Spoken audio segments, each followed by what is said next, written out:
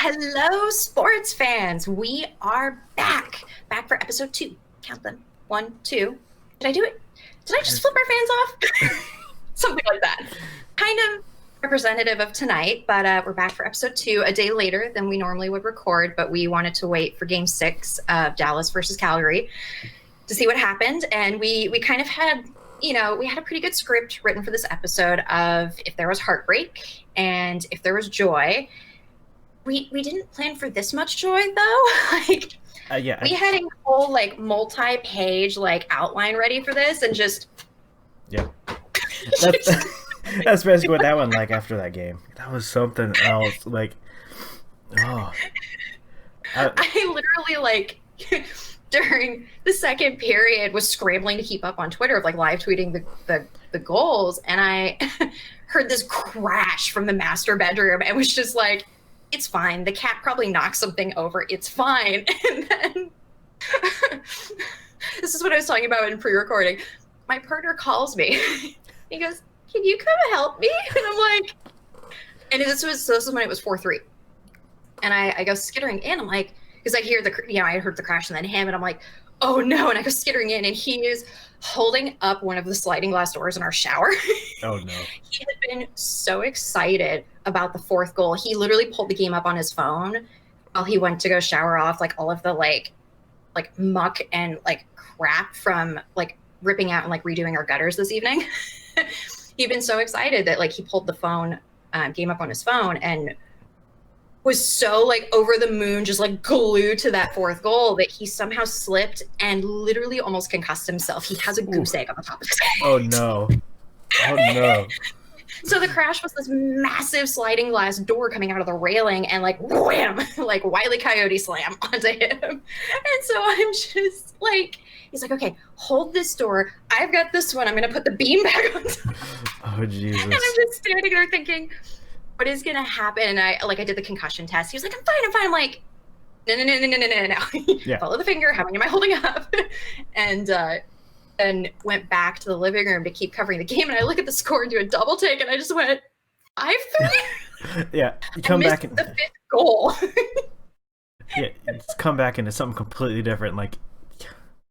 Goodness, oh my god, it was 3-1, and then it's okay, I'm sitting here making GIFs because if y'all don't know me, I do a lot of GIFs. I use this 2012 MacBook to make them. I need a new one, but I'll sit there, I'll make GIFs, and I'm like, okay, the first one went in, and then I'm like, while I'm in the process of making the GIFs, the second one goes in. I'm like, it's 3-3 now, it's tied. What's going on? I didn't think it would tie it, and it's it's 4-3. I'm like, I can't keep up. I can't keep on making them. Oh my goodness. You messaged me at the start of the second intermission going, I literally just caught up on the goals. Mm-hmm. I tweeted that too. Storiano scored 3 goals in 9 minutes of ice time. Oh my god, sitting there losing my marbles, watching this game. And I usually, there's a certain tone and a certain level of snark I do on the Defending Big D account when live tweeting games, and when they tied it, I just kind of chucked it all out the window. I was like, you know what? Our mentions have been a trash fire for 30 minutes before this. Let's enjoy it. And I just let the snark off the chain, and no regrets. I will say though, I think I just earned myself coal in my stocking for Christmas from now until eternity from my mother.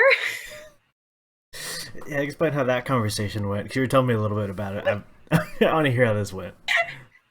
So, Mom, if you're watching this, I love you, but I'm throwing you under the bus right now. So, my mom is a Calgary Flames fan, a diehard, since the 80s has been, a Flames fan. And, she used to go up to Calgary all the time from where I grew up. We grew up really close to the Canadian border. So she would go up there to cover things for work. As a news photographer, she would go up there to ski. And she just fell in love with the scrappy team that always kind of pushed around Gretzky's Oilers. And she loved that, the underdog. And we were snarking during the play-in round of what are the odds our two teams are going to face each other? And then it happened. So we decided, okay, we're both really excited about our home state getting a hockey team and the fact that we can actually drive to hockey games now. And she had ordered a bunch of Kraken merch the minute the team announced the name. And so we started wagering items. on the games. Oh God. So I lost and then won back the Kraken puck. I lost and then won back the water bottle, which I like rescinded to her because I caved and bought a different one today. That's like incredibly like nerdy. What am I going to do with 3 water bottles? I work from home. I can't leave one at the office. And then, just kind of snarking back and forth. So our iMessages tonight, she's been buried with work this week, like working like twice what she normally does. And she texted me, I had to turn off the game because of the Stars scoring. I think I jinxed them. I was trying to watch it de-stress while working. It's not working. And then this is where we pull up the actual iMessages because I didn't exactly help my case for not getting coal at Christmas by sending her like the gif of Cusco as a llama from Emperor's New Groove doing like that. Did not help. Yeah, she texted me. Oh God, I have to go back because I just kept sending her like tweet after tweet of like about the Flames collapse, and she was just mad. Yeah. So anyway, so she sends me all of this, and where is the best one? She sends me this hilarious meme about Tkachuk in the penalty box, and it's a picture of a cat standing on its back legs looking over a snowdrift, and the caption is like, "What the fuck are they doing over there?" And then we got the gift 5 minutes later of Tkachuk in the press box, just flipping something over his shoulder. Like, I think he had a hat or something that like he flipped over. That's when she started swearing at me. Oh God. And then so the second period ends, and I decided to call her and just be like, "Hi, Mom. Do you still love me?" She would not pick up my FaceTime calls. She texted me, "Are you bleeding or on fire?" And I said, "No." And she goes, "Okay." Just radio silence. And then like finally like picks up my call like 2 minutes before the end of the intermission. And I'd been like kind of teasing her. I was like, "Mom, you've got to say happy birthday to the partner." Like, so I put him on FaceTime, and she just looked at him and went, "What the hell is going on in that game?" And I went, "No, Mom, it's great. He's become attached to the team. He said he's invested in them because of everything I've, told him about the team." And she just went, "Traitor." Oh my God. Yeah. So she definitely was swearing. And at one point, where I turned the camera on so that she could see the TV, with the game on, she's like, "I'm not even looking at your screen. I don't want to watch." And I remember what I said something about like, "So how soon can I start sending you links of like Kraken merch, like outside of what you ordered that I want?" And I just hear, "Love you, hate your team, bye." Then she hangs up on me. Oh my God. First time in 29 years of being on this earth, and she hung up on me. I just was losing my marbles. Like, I literally put my head into my keyboard on my laptop and just like wheezed for like a couple of minutes. And Arash poked me. He's like, "I feel like they're about to score another goal." And I looked up and goal number 7 happened. I was like, "Oh."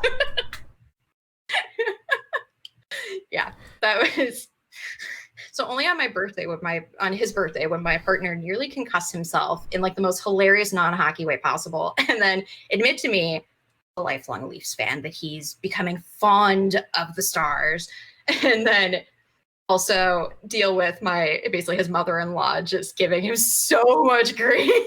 It was the best like 2 hours just sitting there like cackling over some of those tweets coming through. Yeah, some of the stuff I was on there, and some of the stuff that I was tweeting out, I'm just like, ugh. It was hilarious. I know towards the end of the game, it was like he was still sitting at 4 goals, Guryanov was, and I'm like, okay, you know what? Screw it. If he scores 5, I'm getting his jersey. Like, I was gonna throw that down. I told my friend, I'm like, I'm gonna get his jersey at least anyway, since he scored 4, so I'll get that. She goes, she goes, yeah, you should get his jersey so I can steal it. And I'm like, I can get a jersey and then you can steal it. My partner did the same thing with my Leafs jersey last year. Mm-hmm. One of my best friends got me a Mitch Marner Toronto jersey, and my partner and I freakishly wear the same size t-shirt, clearly not like women's cut for him, which is hilarious when he does accidentally grab one of those out of the closet. But he also fits the hockey jerseys that I have because I buy them up a size so I can put hoodies under them, and his jersey was the same, and he looked at it and went, mine. Like, he's just reaching for it, and I just pulled it back from him and like texted my best friend, and she responded in all caps, "You tell him get his own jersey."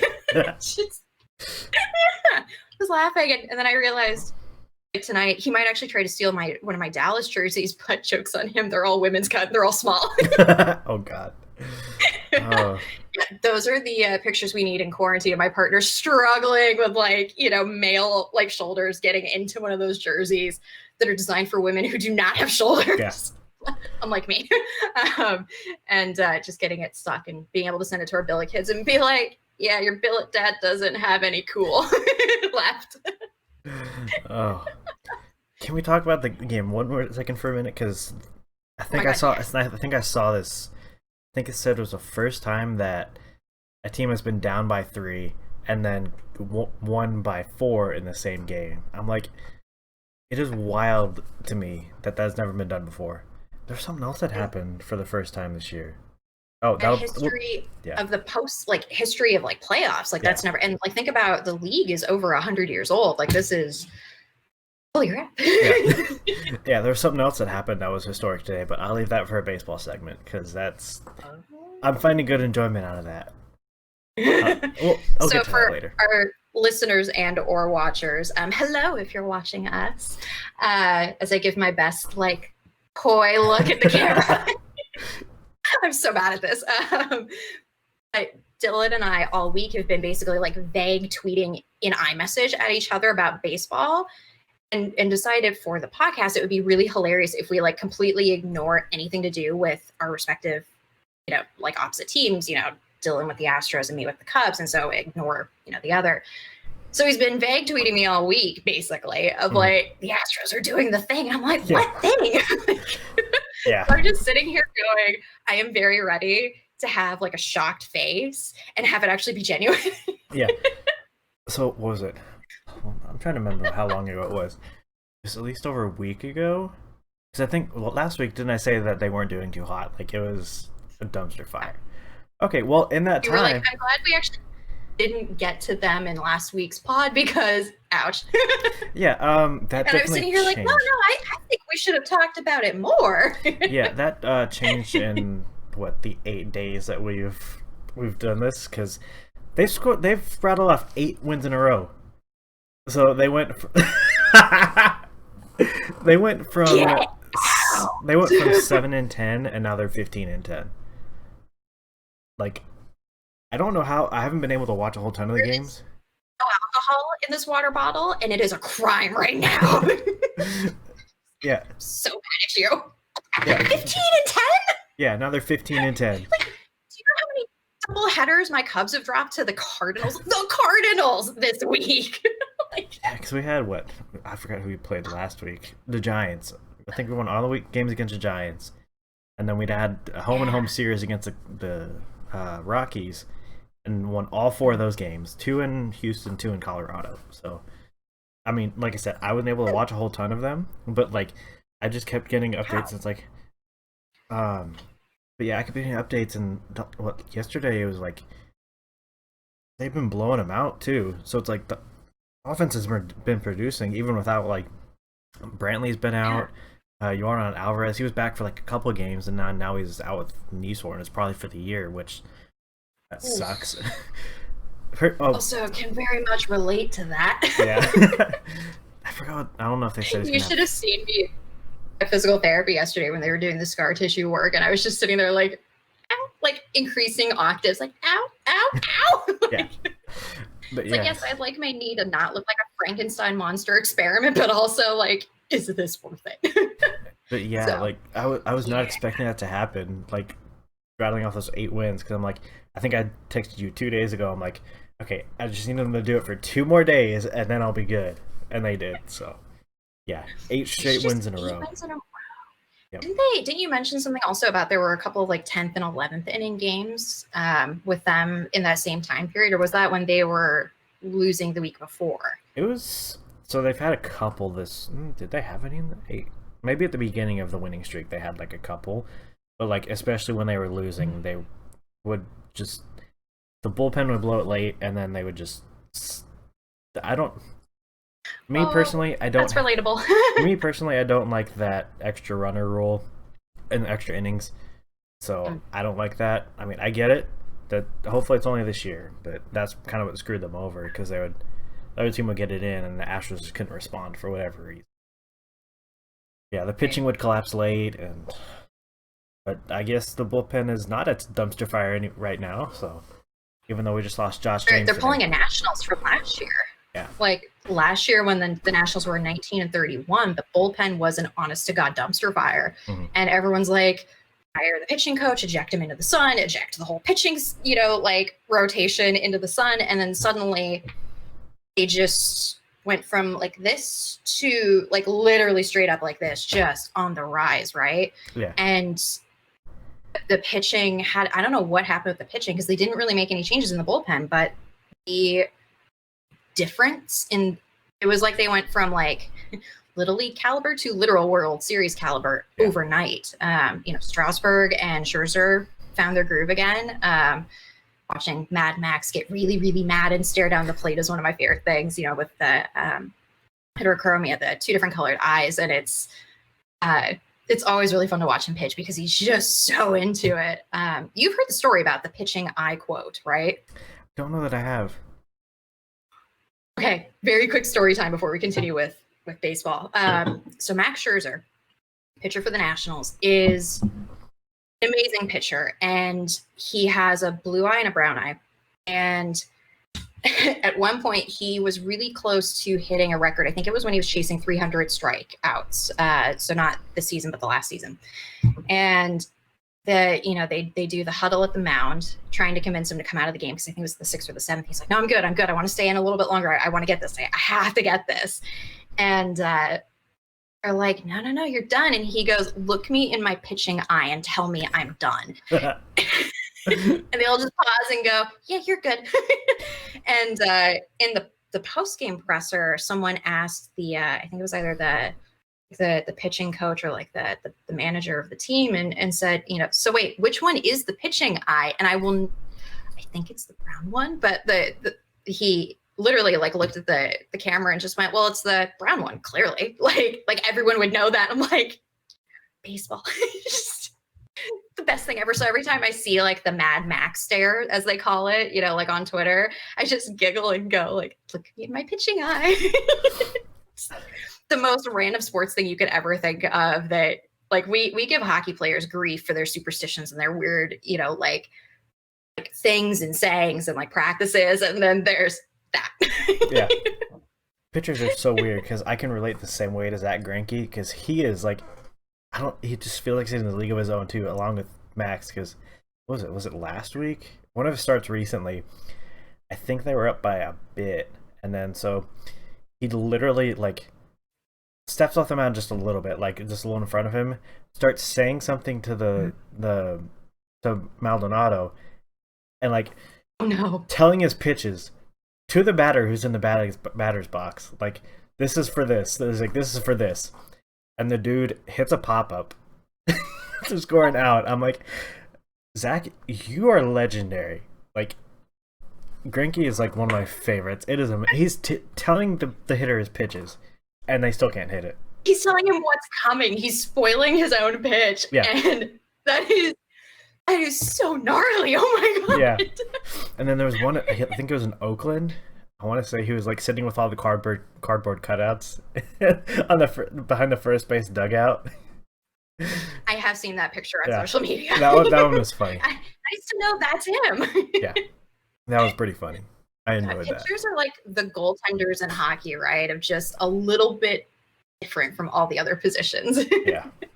There's a reason I've only pitched I always once. feel like if you did like a cross sports, if you do like a cross sports like convention, you would find the goaltenders and the pitchers huddled at one cafeteria table and like everybody else elsewhere.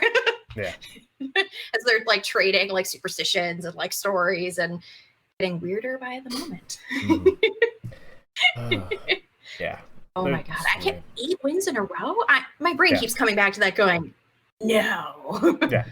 Uh, because like I started doing it recently, like the last 2 3 days. Like whenever I do my tweet, because I do like a tweet. I used to do it for the stars, which I haven't done it yet lately, and I'm slacking. But like I use this GIF of Orbit just streaking across the field in like this giant underwear, and like over the last couple of days, I've just been like adding a D because I do dubs, so I do like add a D every time. So I'm at 8 Ds, and then I like the dub. That's what I do for it. So Oh, that's so good. That explains that tweet. I feel like I saw one of those earlier in the week when I think it was when I was coming out of a migraine. So I was, it's been limited screen time for like a week because I've had 2 migraines in a week. And for the first time in a long time, I've been incredibly like screen sensitive because of it. But I remember I saw one of those across my Twitter timeline as I was like vaguely like crawling through looking for something for an article, and just went, I don't know if it's the migraine drug still in my system, if I'm sober enough, or if I'm actually hallucinating this right now. But there is a streaking mascot on my Twitter timeline and a bunch of D's on top of the GIF, and I don't want to I don't want to know. yeah, no, that's like my favorite GIF. One of my favorite GIFs of all time. That and him riding out whenever they introduced him on like an ATV with like a sparkler coming off the back. That's one of my other favorites. Orbit is like Orbit my is favorite. such a great mascot. Like his energy and like the antics he gets up to. I always love seeing like clips of it pop up on social media. Yeah, one of my favorites is like I think it was against Texas when Adrian Beltre was still playing. Because Adrian, he hates being touched on the head. Like, hates it. Like, even in his retirement celebration, Ellis Andrews was like, touch his head, and Adrian just whips his head around and just like mad. But Orbit, he has a sign that says, "I'm not touching you," and then holds his finger like that over his head. I'm like, I love you. Even when I was like rooting for the Rangers, I loved that. I love Orbit. I got a picture. I've seen like compilation like videos of like all the times like his teammates have tried to touch him on the head and like his hilarious reactions to it, but I've never seen that one before. Yeah, That is amazing. it's pretty funny. And I would like all of our listeners and fans to know I nearly just like ate it off of my office chair because I had one arm of the office chair down, the other one I left up so that I could be close to the mic. So I went to plant and like get my good leg, the rebuilt knee bent under me, and just went like there's nothing there. Oh god.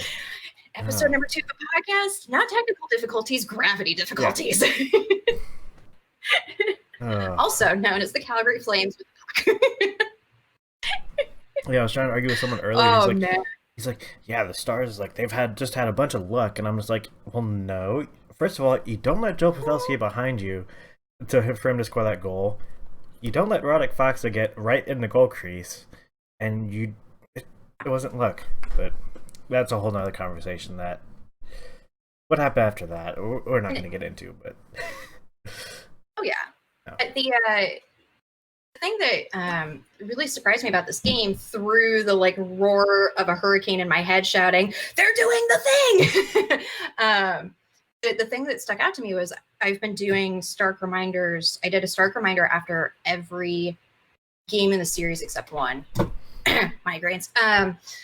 And in one of the early ones, I talked about the Stars are like net shy. Like they're taking their shots, especially like game 1, right? They were taking their shots from like high in the zone, not packed in around the crease, where they've had a lot of luck before. And I think it's because looking at the tape, it was like they would spend like the beginning of each period trying to do a couple of shots close, getting no luck, and then just pulling back right up high by the blue line. And so a lot of their goals were like some series, like snapshots, slap shots with fire on them, but they were too hesitant to push in close and crowd Talbot and make a screen to get it done.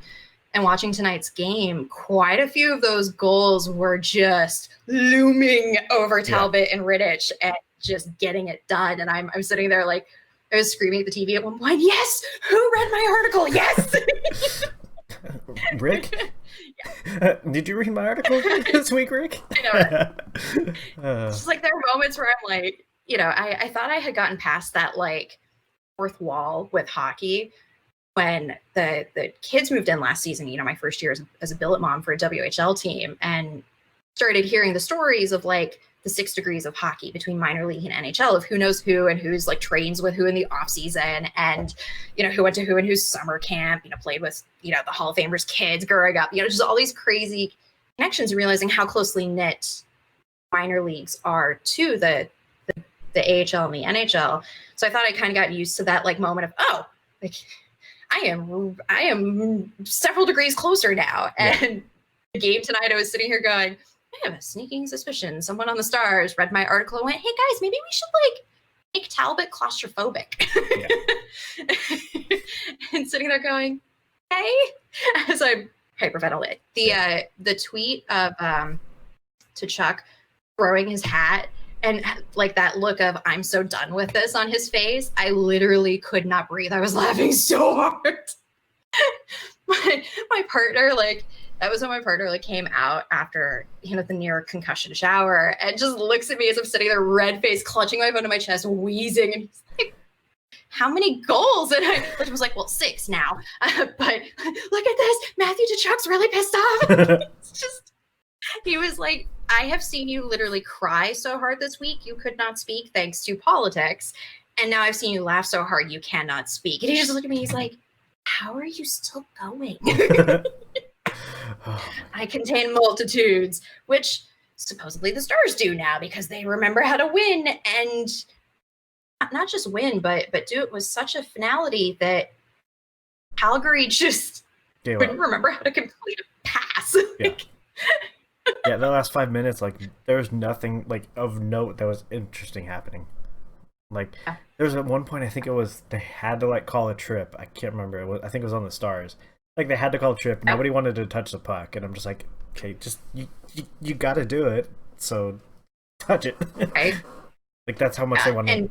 Refs didn't want to call anything. That even, like, Razor said that on broadcast. They're like, they just want to get it over with. They understand. I'm like, they completely understand. And just, I think the level of momentum that came out in that second period, especially that first 10 minutes with comeback, the tie, and then the go-ahead, it felt like, from the standpoint of watching it, from a couch, just like someone, it's that moment of, the Millennium Falcon going into hyperspeed and you're thrown back in your chair of just, whoa, they put octane in the gas tank and did not stop. Yes, I'm using multiple metaphors, but that's the point. Like, yeah, I like scrambling to tweet, just going, I feel like I can't catch my breath in the energy of the game. Whereas in some of the other games, it's been really clear of like the third period where they really chill in the third. You can see the plays setting up. There's long, moments between the whistles, and you can coast through those swells, right? But in the second period, it was just like, there's no stopping. There's no stopping. Like every shot is going to go in. Exhilarating. Yeah, like it felt like every shot was going to go in, and that's what it seemed like for a good 10 minutes there. Yeah, I think the only other time, outside of playoffs, the only game I can remember having that level of like insanity of excitement and energy, and just everybody just get out of the way of this team because they are taking prisoners, like no mercy, no prisoners. They're done. I was, I think, 15 or 16 and would spend the winter breaks with my dad down in Phoenix, and he had season tickets for the Coyotes, and we would go to the games, and it was the last one I ever went to. I think I must have been 16 for that one. It was when the Coyotes were having a decent season and the Sharks were tanking so hard it wasn't even a joke anymore. The Coyotes 8-0. The Coyotes literally just basically gave the Sharks a 8-goal engraved note saying, please go home. And all of us in the stands were just like, what is going on? Literal beer was flying in the stands at a certain point. Yeah, I think that was, as a 16-year-old, that's kind of cemented my love of this sport is wild, and I love it. Yeah, I can't remember which game it was last year. I was at the Nashville series. I think, was it game 2? Like, it was early in the game. I don't remember what the final score was, but within the first 5 minutes they scored, and it's like, holy crap. And then they score again, and I'm just like, okay, what's going on? And then they scored again, and I'm just like, literally, what in the world is going on in this game? Like, cause I remember our messages from that game because it went from lots of exclamation points from the first goal, and then suddenly we both transitioned it into all caps, just yelling at each other for the rest of the game. Yeah. And you would occasionally send me pictures from the game, and I'm just sitting there going, what is happening? Yeah, I think I still have like stuff on my Instagram story from that like in my archive, like way back. But I think it might be still in my highlights. But yeah, those kind of games are something else. Because like you said, like that hyper speed just stuck in your chair. Just glued. Yeah. And it's, it's the same at the minor leagues too. The kids have had a couple of games this season. Their highest scoring game, they had 11 goals. And granted, it's against one of the teams in the league that I feel bad for. But the kids and most of those games were in the Portland building on home ice. And just the energy in the crowd of when you hit about the fourth goal and the crowd's going, what is happening? Like, what did we feed these kids for pregame? And I'm sitting there with my partner looking at him going, did we do anything different for the pregame meal this time? Like, they said chicken and pasta, right? Like, they wanted, was it the red sauce? Did we do white sauce instead? Like, what happened? Right. And we're just, both of us sending, the kids always found it really funny when we would send to the group Snapchat, the four of us have, videos and pictures from during the game, watching them on the ice. And so we, during those high scoring games, would take videos of like the goal celebrations and then flip it so you can see the two of us just yelling. My very calm, quiet, Canadian, wouldn't hurt a fly partner, just full on screaming like, go! It's the exact same feeling from an NHL game down to that of just you're watching your team on an exhibition, basically, like a master class. Basically. And the Oprah of hockey, you get a goal, and you get a goal, and you get a goal. So much fun. Oh, yeah, for sure. It's nice to know that feeling still exists without fans in the building. Now that we can get that from the TV, and it's not just for fans who like regularly watch it from TV and are used to that kind of sensation, that everyone who's used to going to the games can still get that feeling. That is nice. Yeah. Shall we move on to our next topic? Absolutely. One we've been in iMessage for like 4 days going, wait, what are we doing? Yeah. We both independently came up with the same idea, started hashing it out, I think last night or the night before, and then both just texting back and forth going, no, wait, I think this one. No, wait, I think this one's better. Yeah. Just at a certain point, our iMessages were just Spotify links back and forth. Basically. Speaking of that, I gotta pull mine up right. Like we said that we would do. Let's see. I was running for only the second time since surgery. I was by myself driving, which was very nice. Very, very unusual still. But driving through town, picking things up and running errands for my partner's birthday and playing through the playlist I had made for this and just going, oh, I think this one, and the next one comes up. I'm like, no, this is the one. Next one goes, nope, that's the one. 40 songs and I can't pick. Yeah, I know mine's like quite small. I have what, 6? You're so lucky. 6 songs on there? Because I have 1,059 playlists in Spotify. So there's a lot of music to crawl through. Yeah, I have granted, like maybe like 700, 800 of that are from imports from 8-Tracks when they were shutting down the site, and you could just export to Spotify that like your favorite playlist people had built. But I'm a writer, and every time I start a new novel, every time I start like a new like hockey season, whatever, for every hockey team that I follow, I have playlists. So there's more than 100 that are mine. Yeah, I know. Because I have a main folder that I have everything in, and I have a bunch of other playlists. But the main folder, I think it has like 180 something playlists in there. So I have a ton of music too. I limited myself mentally to, okay, I only need like 3 or 4 for me personally, like if that. Because I know most guys have walk-up songs are like they only do 2 or 3. Most only have like 1 or 2. So. So for those, who are going, wait, where's the like intro, like paragraph on this like, paper? We're talking about walk-up songs in baseball. And it's something we've kind of been talking about, like offline this week of just, it's such a cool tradition in baseball that is so unique to anywhere else. Like, yeah, you get goal songs in hockey, but you don't get them not every team has a goal song picked. Some teams will do player specific ones. Baseball's the only one where it's this individual moment. Mm-hmm. And so we were kind of going back and forth about, like team songs and player songs. And one of the things that came up for both of us was, if we had walk-up songs, what would they be? And just the indecision in iMessage. Yeah. Yeah. All right, go ahead and start.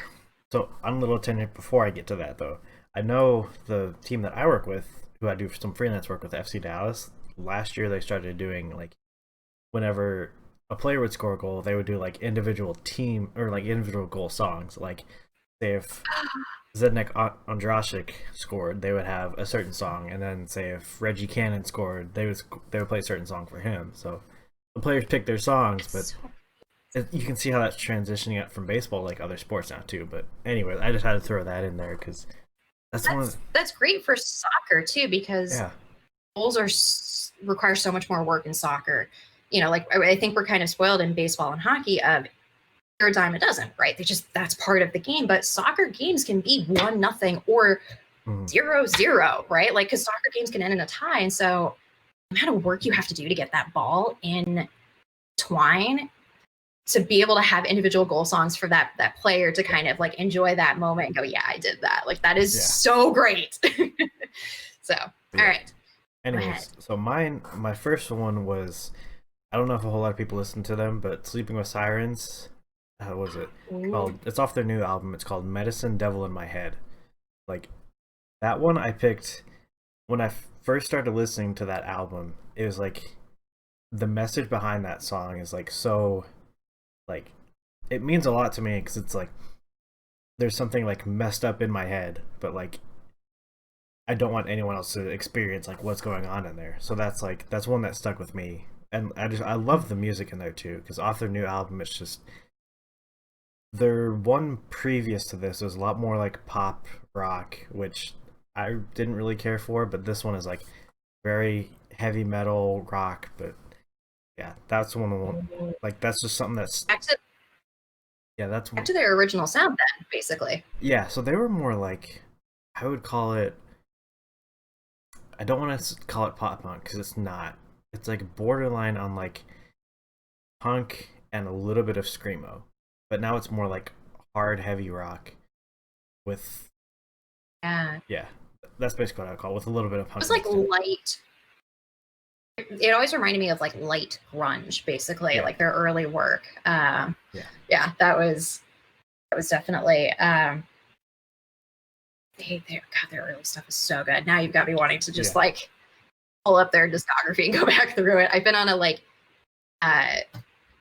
new tech noir like 80s trip this past week of like all these bands that have like that 80s like synth vibe and make their money off of it, and the appearance of a wild partner on the podcast. For those not watching the video, he just walked into shot. But he where was I going? Listen, 80s synthwave. 80s synthwave, sort of like for the record. Thank you. Yeah. For the record, we're recording this at, it's currently 10 to midnight where I am, and 10 to 2 for Dylan. Yeah. We're a little punchy after the Dallas game. Yeah. So, Sleeping with Sirens, that's a good choice. What are your next ones? So the next one is, I tried to pick a couple more, like, I would call it like rap hip hop ones for my other two. My other one is like one of my favorite Post Malone songs, Candy Paint. Like, that one is so good. Like, of all the stuff he's ever released, that's probably my favorite. It's just, oh man, I've always been partial to what's the one, Jackie Chan. They played it with Tiesto. They played it at the commencement for my master's a year and a half ago.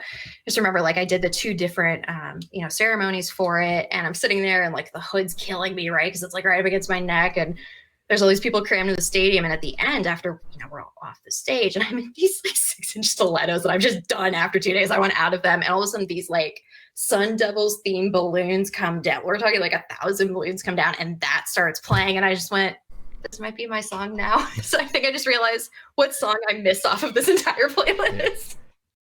Yeah, I have a couple more, I think, because another one is off that same Sleeping with Sirens album, How It Feels to Be Lost. I really like the sound of Bloodlines. Bloodlines is like one of my other favorites. I mean, it was just a sound that really got me with that one. And then the last one, I had to throw a Drake in there because I know we were talking about that the other night. I had to do Energy by Drake. Like, Energy is just, there's such like a, it out of all, there's energy to it. yeah, the same thing with Candy Paint. It's like there's such a vibe to it that I really like that I had to pick that one. So I mean, whenever I listen to I it, had like, a couple of. I just get like a different, I have I get a different couple of. vibe to it. So Oh, it's funny. Like I love like some of Drake's older stuff is really good, but I am a absolute nut for the one he did in 2017, More Life, with like Passion Fruit and Fake Love and all of that. And last year when the Raptors were like like going through the playoffs, I for some reason just every time after a win would start playing that album, and then it became our like superstition in the house of like play the album, play the album. Like by the time they hit the finals, that was the only thing we listened to for like a week and a half.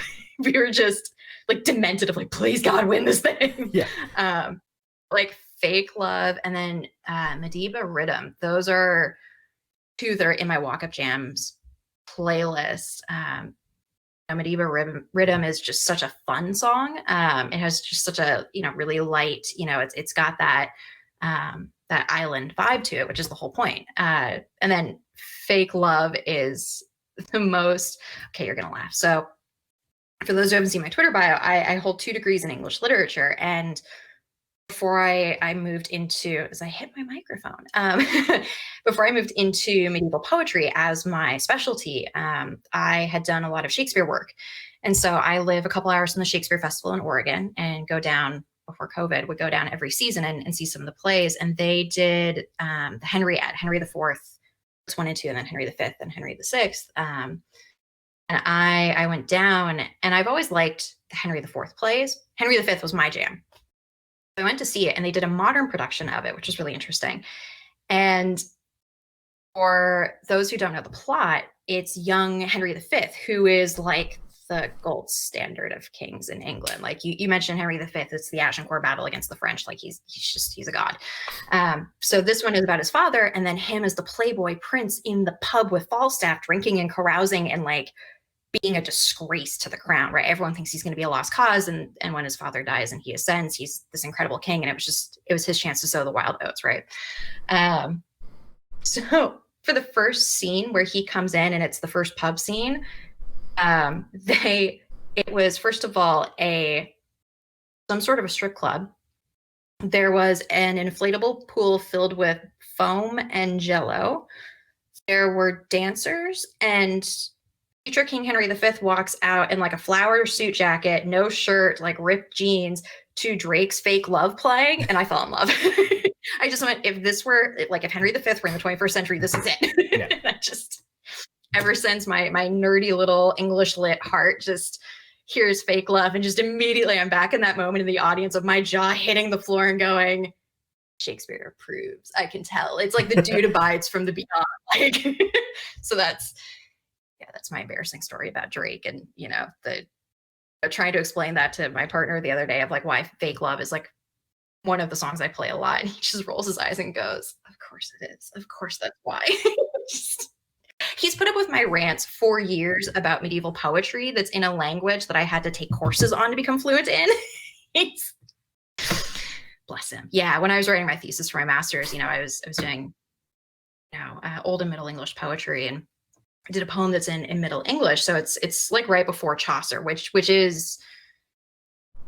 has to be translated, right? Unless you have the training to really kind of get the rhythm out of it. And so I'm like neck deep in this text. I have like my references all over our 9-foot dining table covered, right? For like 3 weeks writing this thing. He comes home from work one day and looks over my shoulder at the actual text of the poem, which is 80 pages, and it's dual translated. And he just looks over and just goes, "Did they have typos? Like, did they just get to translate, like, is it supposed to be 2 columns of English? And I just looked at him and went, first of all, it is. Second of all, that's the original text. And he just looked at me and he goes, wait. That's what English sounded like how many centuries ago? And I just started speaking it to him and he went, these are a lot more Germanic than you give yourselves credit for. I'm like, shut up. Anyway, massive sidebar.